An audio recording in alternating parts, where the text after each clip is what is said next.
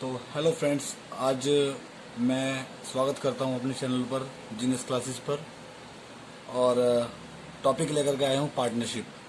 Partnership एक ऐसा chapter जो क्लास 12th के अंदर आता है, फर्स्ट चैप्टर होता है। और मैंने पार्टनरशिप ही क्यों स्टार्ट किया?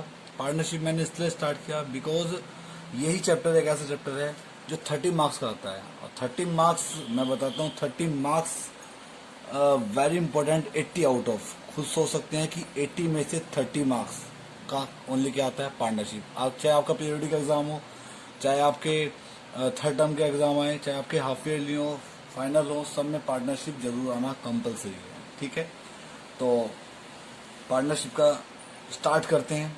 ठीक है, और वक्त ना जाया करते हुए टॉपिक को स्टार्ट करते हैं।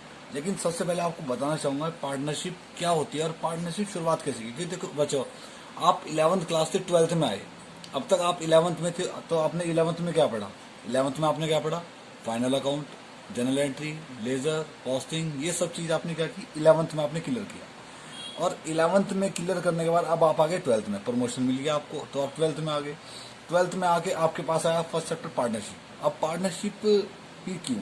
पार्टनरशिप में आपको बताना चाहूंगा, पार्टनरशिप देखो, अब तक आपने ये पढ़ा, देखो 11th क्लास में अगर मैं आपको बताऊं, एक एग्जाम्पल से क्लियर करूंगा, एक पीएल अकाउंट बनाते थे और वो कुछ इस तरीके से होता था, यही होता था, ध्यान से देखिएगा।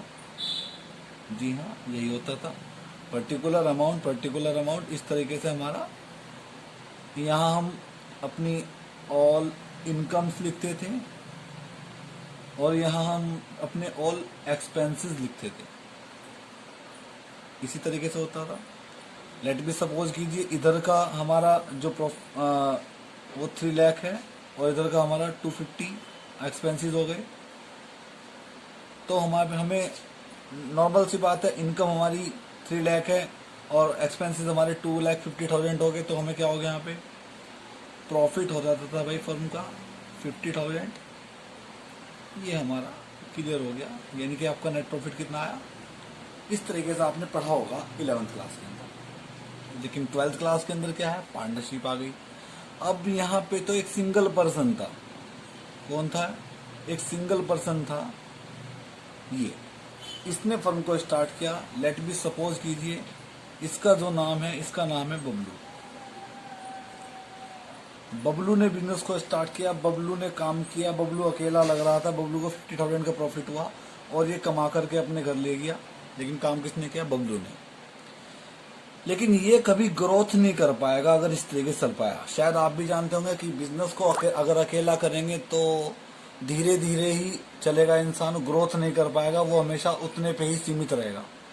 लेकिन बच्चों, बबलू को करनी थी ग्रोथ। अब जब बबलू को ग्रोथ करनी थी तो बबलू ने कहा कि मैं अकेला ग्रोथ नहीं कर सकता, मैं अपने फ्रेंड को अपने साथ अपने बिजनेस में लेकर के आऊंगा।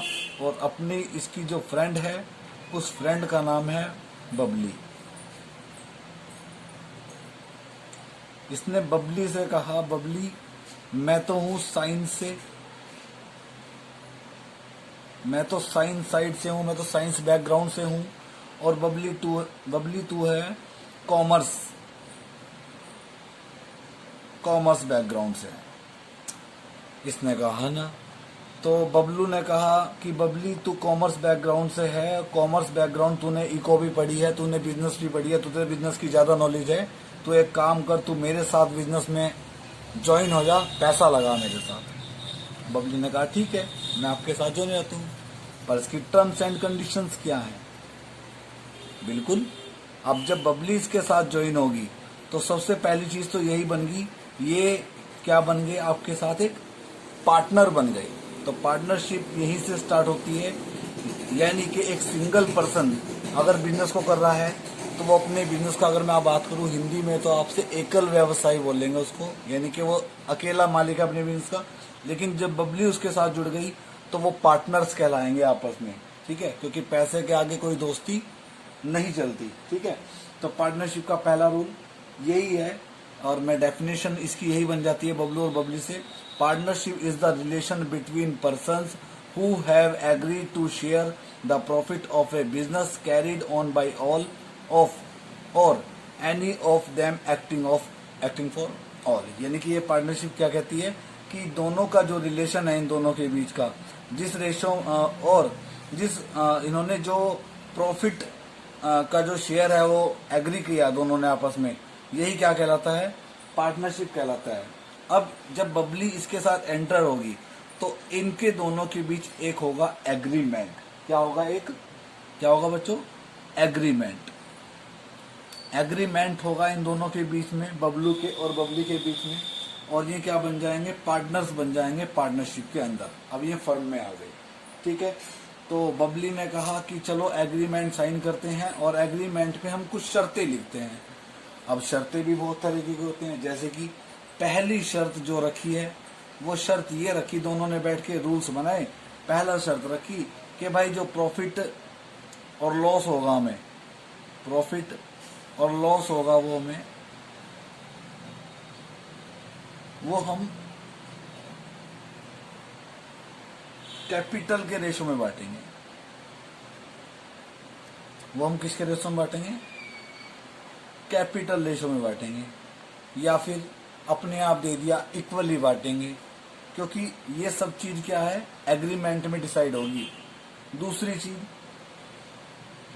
जब ये फर्म के अंदर आ जाएंगे तो ये बोलेंगे कि भाई इंटरेस्ट ऑन कैपिटल डिसाइड करेंगे। तीसरी चीज, इंटरेस्ट ऑन ड्राइंग डिसाइड करेंगे।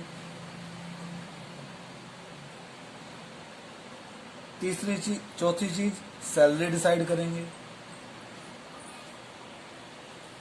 पांचवी चीज, कमीशन डिसाइड करेंगे, क्योंकि कमीशन जरूरी है, सैलरी जरूरी है। अगर कोई पार्टनर वर्क कर रहा है, मान लो बबलू वर्क कर रहा है पूरा दिन, मतलब कि 12 के 12 घंटे वर्क कर रहा है, और बबली है जो पार्ट टाइम वर्क करती है, तो बबली को बबली के अकॉर्डिंग सैलरी मिलेगी और बबलू को बबलू के अकॉर्डिंग, क्योंकि काम के अकॉर्डिंग ही पैसा मिलेगा। कमीशन इसलिए जरूरी है, बबलू कहेगा मैं ज्यादा सेल कर रहा हूं तो मुझे ज्यादा कमीशन मिलना चाहिए, बबली बोलेगी कि मैं कम सेल कर रही हूं तो मुझे कम कमीशन मिलना चाहिए। कमीशन इसलिए भी डिसाइड होता है। तो इस तरीके से एंड ड्राइंग डिसाइड होगी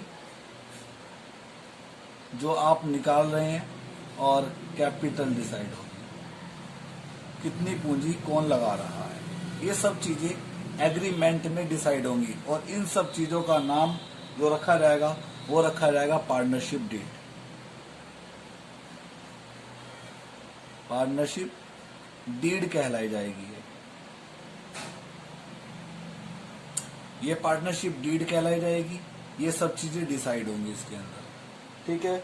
उसके बाद लेकिन कई बार ऐसा होता है बच्चों, अगर मान लो ये एग्रीमेंट जो है, ये एग्रीमेंट साइन नहीं किया गया, अगर मान लीजिए एग्रीमेंट साइन नहीं किया जाएगा, उन केस में क्या होगा, अगर एग्रीमेंट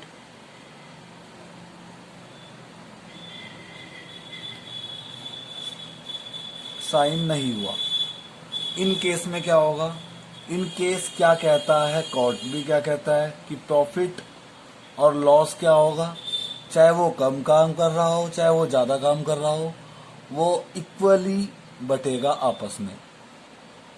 सेकंड चीज, अगर उन्होंने इंटरेस्ट ऑन ड्राइंग होगा या इंटरेस्ट ऑन कैपिटल होगा, इंटरेस्ट ऑन ड्राइंग या फिर interest on capital,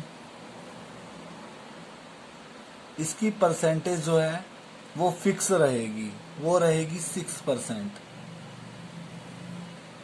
and salary हो, बोनस हो या कोई आपका रिजर्व हो, वो भी नहीं दिया जाएगा, क्योंकि ये पार्टनरशिप नहीं कहती ये सब चीजें आपको दी जाए।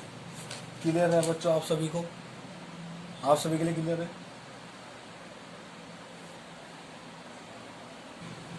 अब क्या होता है बच्चों, इसमें आपको क्या करना, ये तो हुई हमारी थ्योरी टॉपिक हो गया।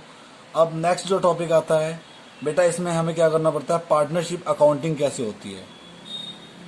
पार्टनरशिप अकाउंटिंग करनी पड़ती है, तो पार्टनरशिप अकाउंटिंग के अंदर मैं तो इसके टॉपिक तो बाद में क्लियर करूंगा, लेकिन इसके अकाउंट्स बता देता हूँ, अकाउंट्स क्या क्या बनने होते हैं। जैसे कि हमारा फर्स्ट अकाउंट बनता है P&L एप्रोप्रिएशन अकाउंट।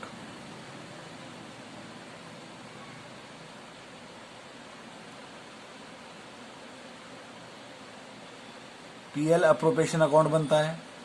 दूसरा पार्टनर्स कैपिटल अकाउंट बनता है। तीसरा पार्टनर्स करंट अकाउंट बनता है। ये चीज आपको नई सीखने को मिलेगी बच्चों। और फोर्थ बैलेंस शीट बनती है। बैलेंस शीट हमने बनवाई थी आपसे 11th क्लास में, एक साइड एसेट्स एक साइड लायबिलिटीज, और इस तरीके से ये पार्टनरशिप अकाउंटिंग होगी।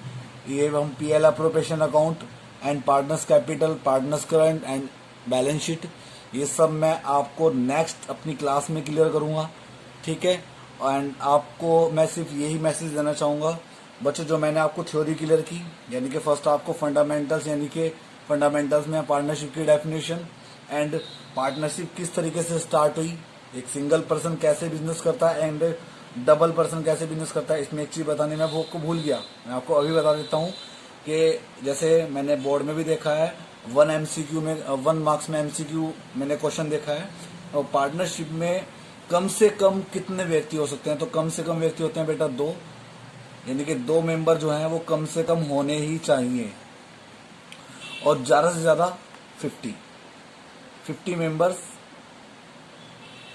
होने चाहिए पार्टनरशिप के अंदर। यानी ये क्या कहता है, ये कंपनी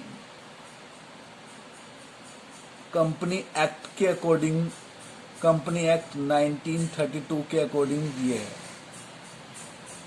ठीक है। इसके अकॉर्डिंग यानी कि MCQ में रहता है कि मिनिमम कितने होने चाहिए और मैक्सिमम कितने मेंबर होने चाहिए, ठीक है बच्चों। तो ये था मेरा आज का टॉपिक। और आप एक काम कीजिए, वीडियो को अच्छे तरीके देखिए, नहीं समझ में आया तो दोबारा देखिए, एंड अपनी बुक को अपने सामने रखिए, चाहे आप बुक DK गोयल पढ़ रहे हो, चाहे आप TS गरवाल पढ़ रहे हो, और चाहे आप NCERT पढ़ रहे हो, सब में टॉपिक एक ही है, कंसेप्ट आपको क्लियर करना चाहिए। देखो सेल्फ स्टडी बहुत बड़ी चीज होती है, अगर आप सेल्फ स्टडी करेंगे तो ही आपको समझ में आएगा। आप वीडियो को देख के आपको ये नहीं लगेगा कि बस वीडियो देख ली और आपकी स्टडी हो गई, नहीं। वीडियो देख ली, वीडियो देखने के बाद आपको क्या करना है, अपनी बुक लेनी है, अपनी बुक से स्टार्ट करना है, जैसे मैंने पढ़ा आपको वही चीज क्लियर करनी है, आपको पूरी थ्योरी रीड करनी है। अगर आपको कोई मीनिंग समझ में नहीं आया तो आप बताइए, आप मुझे कमेंट्स बॉक्स में बताइएगा कि सर हमें ये चीज समझ में नहीं आई, शायद मैं उस चीज को आपको और अच्छे से जल्दी क्लियर कर सकूं, ठीक है। थैंक यू सो मच, ये था मेरा आज का टॉपिक। तो बच्चों आपको आज की क्लास जो है वो बहुत अच्छी लगी होगी, क्योंकि पार्टनरशिप का आज फर्स्ट चैप्टर था और वो भी थ्योरी का, ठीक है। धीरे धीरे मैं अब आपको प्रैक्टिकल की ओर लेके चलूँगा, ठीक है। और आज मेरी शुरुआत है, अभी मेरी फर्स्ट क्लास है, तो मैं चाहूँगा ज़्यादा से ज़्यादा बच्चे इस वीडियो को देखें और अपने फ्रेंड्स को ज़रूर दिखाएं, ठीक है। क्योंकि मेरे चैनल को ज़्यादा से ज़्यादा प्रमोट करें, सब्सक्राइब करें, चैनल को लाइक करें, ठीक है। अगर आपको अगर कोई टॉपिक समझ ना आए तो उसको आप कमेंट में जाए, आप टाइप करें, आप मुझे बताएं कि सर हमें ये चीज़ समझ में नहीं आई, इसका मीनिंग समझ में नहीं आया, मैं आपको उस चीज़ को क्लियर करने की पूरी कोशिश करूँगा। और मेरी पूरी कोशिश ये रहेगी मैं आपको सेटिस्फाइड करूँ 100%, ठीक है। Thank you so much for watching my videos. Like कीजिए, शेयर कीजिए ज़्यादा, ठीक है, promote my video. Thank you so much.